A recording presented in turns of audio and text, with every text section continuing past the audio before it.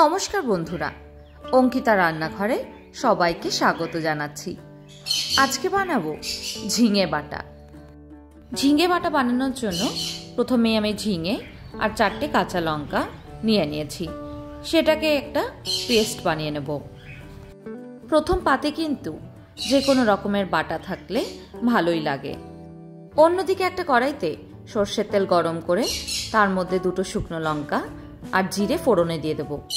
ফোড়নটাকে ভালো করে ভেজে নিয়ে তার মধ্যে দিয়ে দিচ্ছি একটা বড় সাইজের পেঁয়াজ কুচিয়ে নেওয়া। পেঁয়াজটা একদম নরম হয়ে আসা অবধি খুব ভালো করে কিন্তু ভেজে নেব।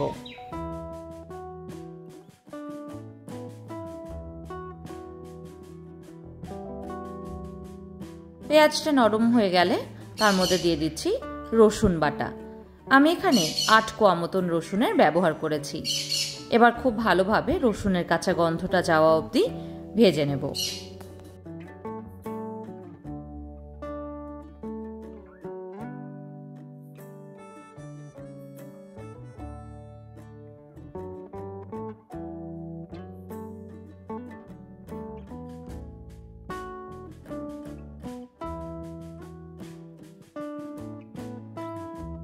পেঁয়াজ আর রসুনটা খুব ভালো করে ভেজে নিয়েছি। এবার দিয়ে দিচ্ছি আগের থেকে বেটে নেওয়া ঝিঙেটা।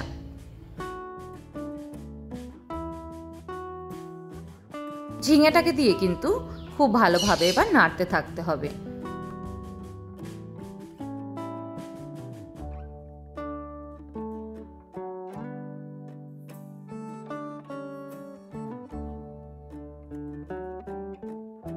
দু মিনিট ভালো করে নেড়ে নিয়ে দিয়ে দিচ্ছি পরিমাণ মতো নুন। আবারও খুব ভালোভাবে কিন্তু মিশিয়ে নিচ্ছি।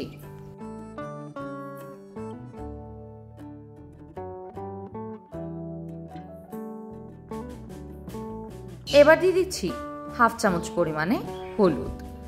এবার খুব ভালোভাবে হলুদটার কাঁচা গন্ধটা যাওয়া অবধি কষাতে থাকবো।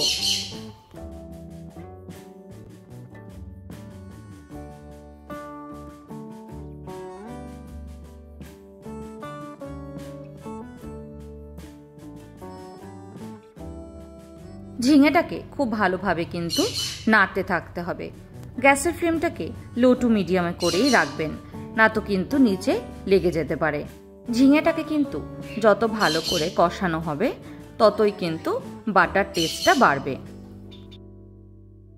যতক্ষণ না ঝিঙে থেকে তেল ছাড়তে শুরু করবে ততক্ষণ কিন্তু করতে হবে। ঝিঙেটা আস্তে আস্তে করে কিন্তু এমনি মজে আসবে। গরম ভাতের সাথে প্রথম পাতে সার্ভ করুন ঝিঙে বাটা। আজকের মতন এইটুকুই। ভালো থাকবেন। ধন্যবাদ।